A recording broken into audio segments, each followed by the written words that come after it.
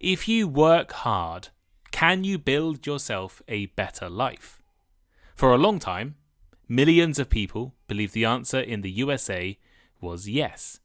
The American dream is the idea that anyone, no matter where they start in life, can achieve success through hard work and determination.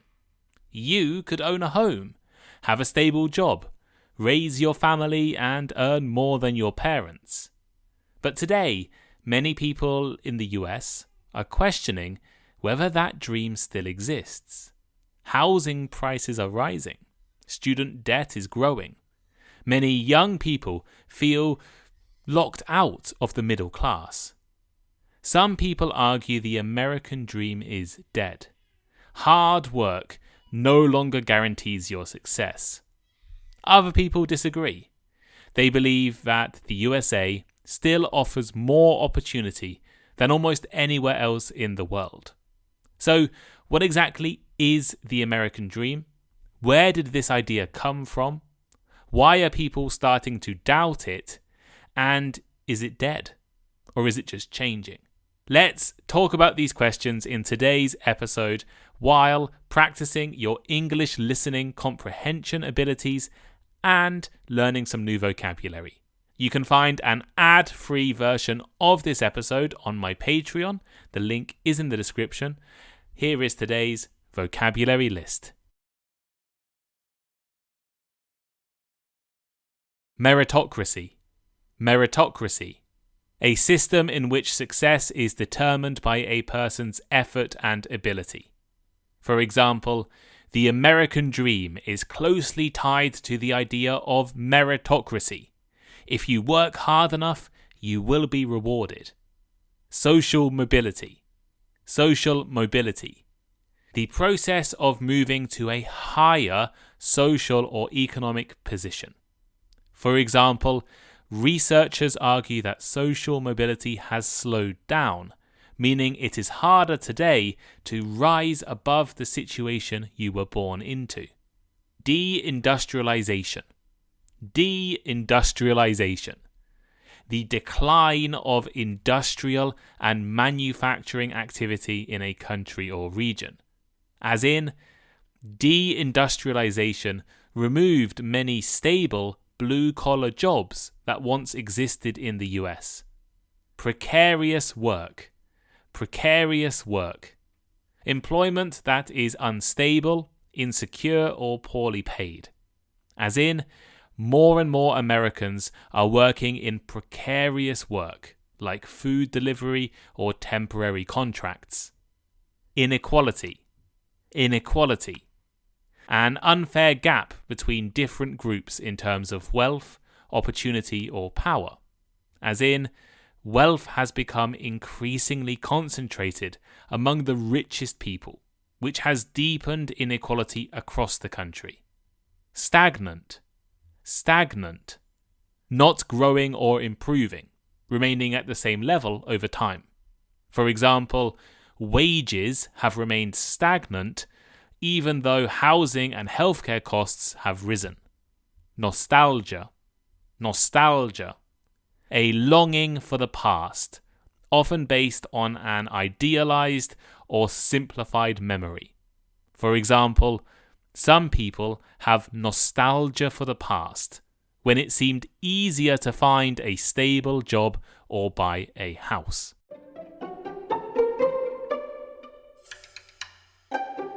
The American dream is the belief that anyone in the USA can improve their life through hard work, determination, and opportunity.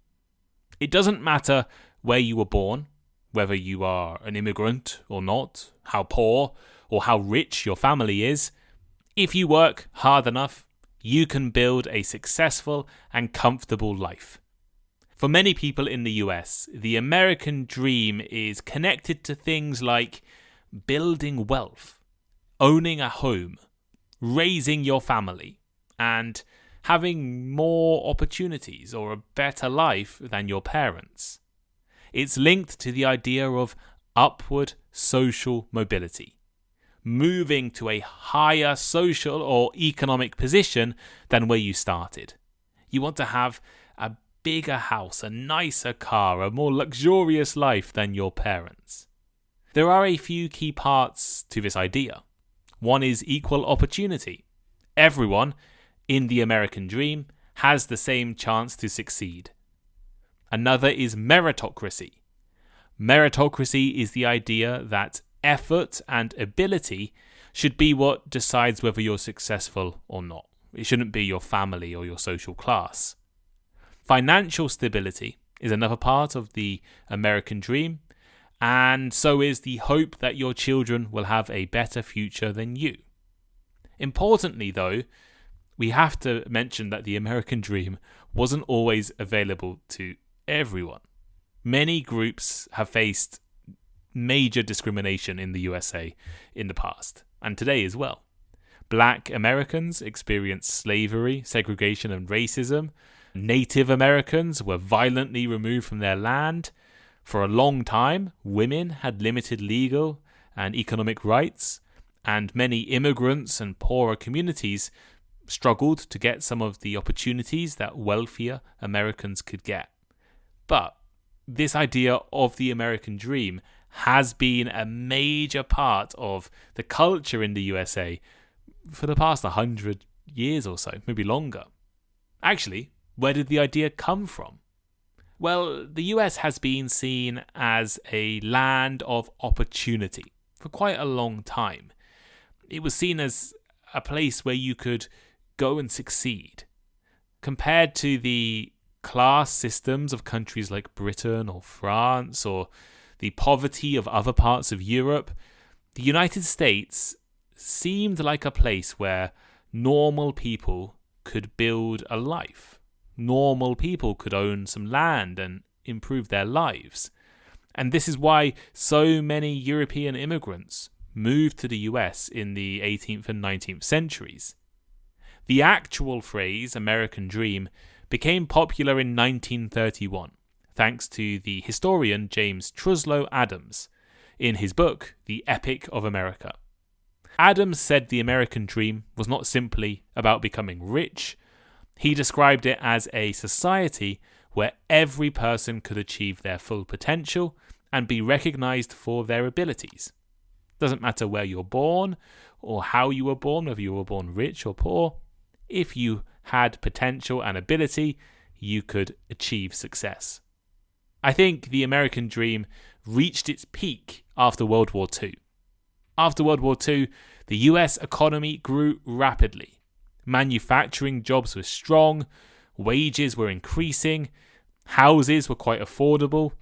Millions of veterans of World War II, so people who had fought for the USA in the war, benefited from the GI Bill. The GI Bill allowed veterans, former soldiers, to attend university for free or buy homes with cheap mortgages. This period created the image of the American dream. A house in the suburbs, a car, a job that's stable, enough money for one income to support your entire family. You could have one parent working, one parent staying home looking after the children, and have 3 or 4 children and be able to afford that. Higher education became a lot more accessible after World War II, and many people in the US believed that their children would have better lives in the future. But perhaps this is no longer true. I think a lot of people are now questioning whether their children's lives will actually be better than their lives. And this is not just happening in the US, it's an issue, a question that's happening in a lot of countries. I know in my home country, the UK, a lot of people are questioning, will our lives get better in the future? But going back to the USA, it has been suggested that the American dream is dying. Maybe it's already dead. Why? One major reason is rising living costs. Across much of the United States, housing prices have increased faster than wages. For most of the 20th century, the average house price was around 3 or 4 times more than the average annual wage. Now, it is over 7 times more in quite a lot of places in the US. Rent has also become incredibly expensive in many cities in the US. I think the average across the country is $2,000 a month, which is expensive. Healthcare costs are infamous, I should say. If you know anything about the US, you know that healthcare can be really expensive there. Childcare is unaffordable for families, and student debt has grown massively. People are taking out big loans to attend university. I was actually shocked by the childcare costs in the US. When I was researching this episode, it's incredible how expensive childcare is. From searching online, it seems like the average is around $1,500 per month per child. So if you have 2 children younger than school age, but you need to work full time, you could be paying $3,000 a month just on childcare. Then add $2,000 a month on rent. Many people in the US look at their grandparents who were able to buy a house in their 20s with a normal job, and then compare that to people today who work full time but can't really afford rent. Another major issue that's damaging the American dream is inequality. More and more wealth has become concentrated, owned by the richest people. But for many ordinary workers, wages are relatively stagnant, especially when you adjust it for inflation. There's also been a major change in the job market around the world, but especially in the USA. During the 20th century, millions of people in the US worked in blue-collar jobs. They did things like factory working or mining, manufacturing. These were manual industries that paid enough to support a middle-class lifestyle. But deindustrialization and outsourcing has moved many of these jobs to other countries, or replaced these jobs with machines. Many people now work in what economists call precarious work. Precarious work means jobs that are unstable or insecure. Think about things like the gig economy, delivering food for Uber Eats as an example, or short-term contracts and low-paid service jobs. Many researchers also argue that social mobility has slowed down. In theory, the American dream says anyone can rise through society regardless of where you come from. But today, it's obvious that if your family's wealthy, if you have a great education, if you grew up in a nice neighborhood, if you have some social connections, you can be successful. Social media has also changed the debate around the American dream. Every day, you go onto Facebook or Instagram or TikTok, and you see influencers or celebrities or wealthy content creators showing their luxury lifestyles online. There's now a different standard for success. Many younger Americans, many younger people in the US are less optimistic about the future. The American dream seems to be dying in this case. But despite all of these problems, the American dream is still alive, according to lots of people. Or it's not completely dead in any case. Every year, millions of people still move to the United States searching for better jobs and better opportunities. It might be more difficult now due to Trump's immigration policies, but people still move to the US every single day. I know people who have moved to the US relatively recently, and they have much higher paying jobs in the US than they would have had in the UK or in Japan or wherever they were living before. Many immigrants to the US feel like the country is full of opportunity, especially compared to home countries. Salaries are higher. There's more convenience in life. You can buy more things. It's more expensive, but salaries are higher.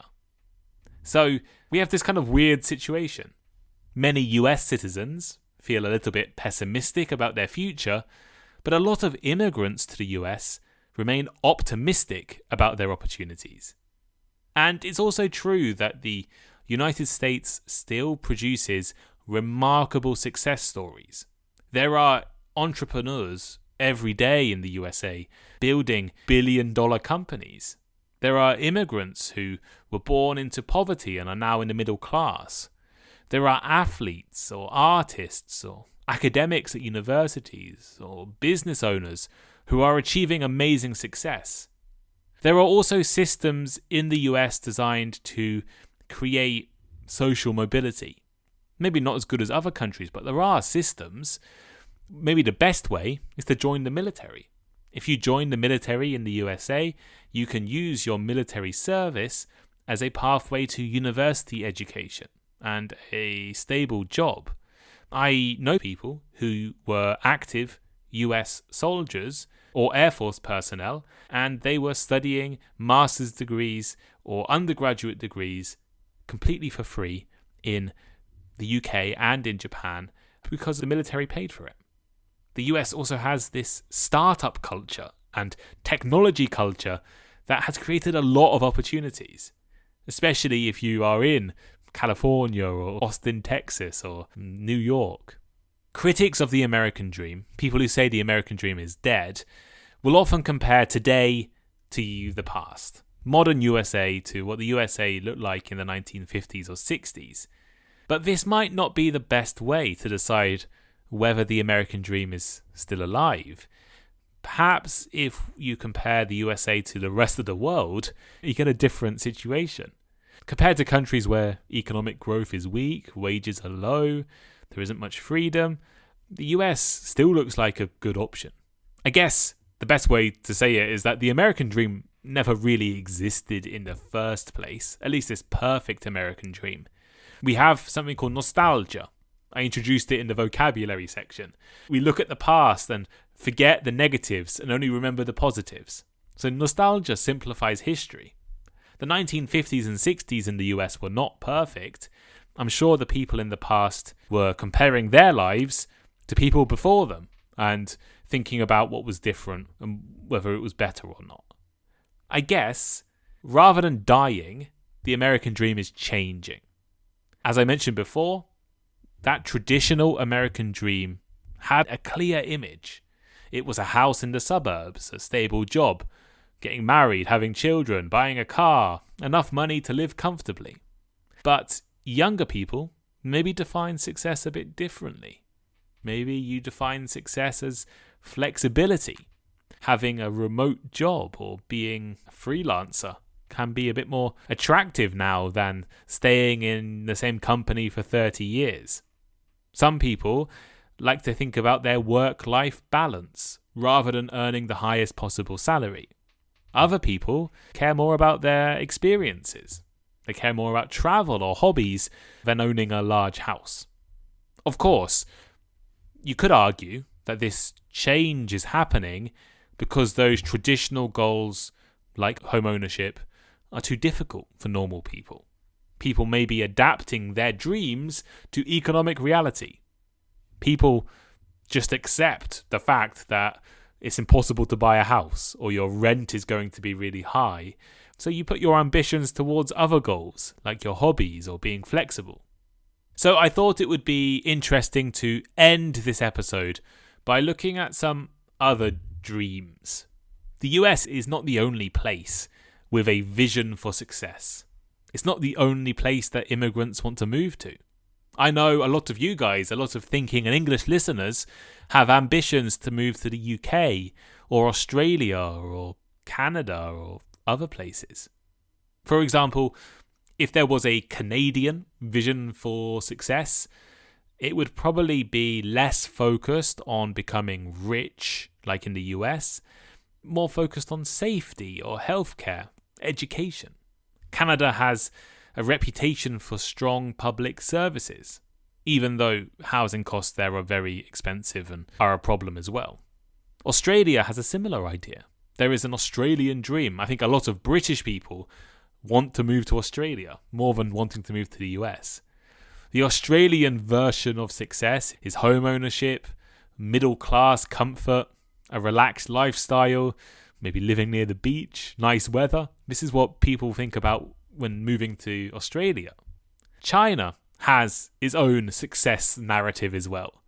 Rapid economic growth over the past 30, 40, 50 years has changed China.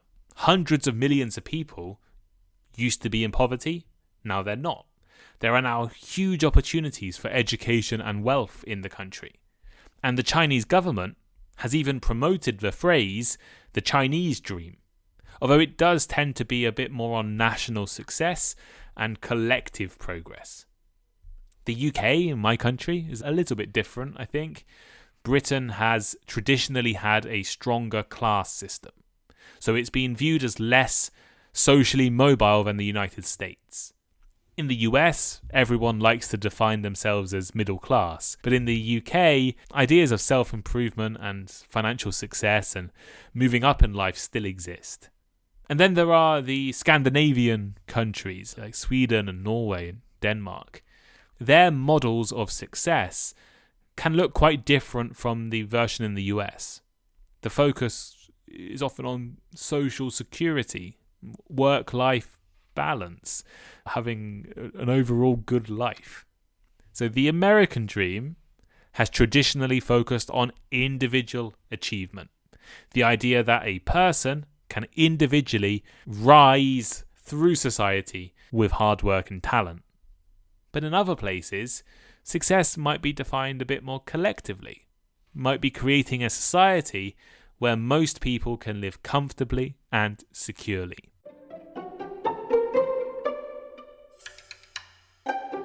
So here is today's final thought. Is the American dream dead? For some people, I think inequality, expensive housing, debt, other things like this have made that traditional American dream feel gone, dead, out of reach. For other people, the US still offers a lot of opportunities, especially compared to much of the world. Some of my friends who are highly skilled have amazing jobs in the USA. Maybe it is the American dream itself that's changing. In the past, people dreamed of houses, cars, and jobs.